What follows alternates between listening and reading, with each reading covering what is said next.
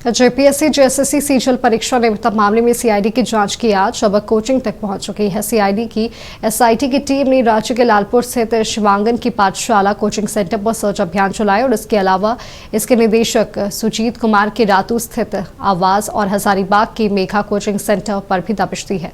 इस दौरान सीआईडी की टीम ने कई अहम साक्ष्य जानकारी दे रहे हमारे सहयोगी कमल कुमार।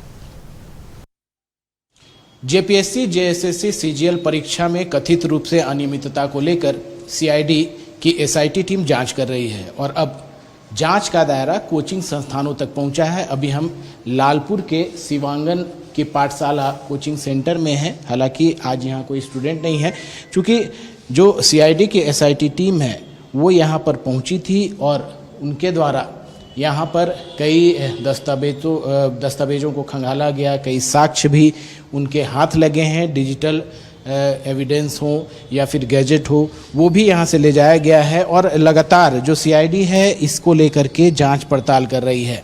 ख़ास तौर पर लगातार जब अनियमितता की बातें आई तो सीआईडी ने अरेस्ट भी किया है।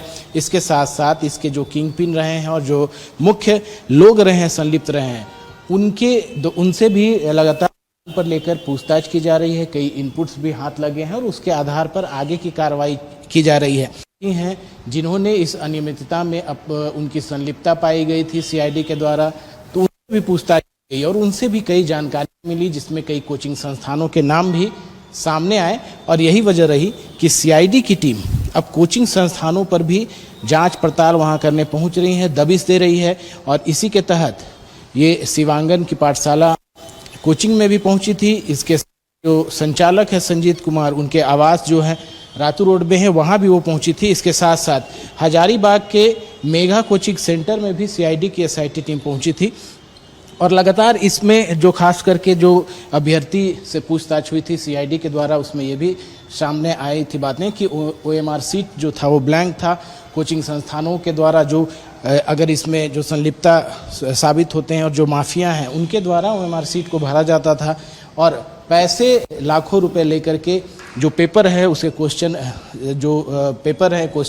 को सॉल्व कराया जाता था। सॉल्वर गैंग उसमें शामिल रहता था। तो कहीं ना कहीं इसको लेकर के लगातार आंदोलन भी चल रहा है। लेकिन अब जो सीआईडी का दायरा है, जांच का दायरा, वो अब बढ़ गया है। कहीं ना कहीं अब जो कोचिंग सेंटर्स हैं उन पर साफ तौर पे कहा जा सकता है कि टारगेट है।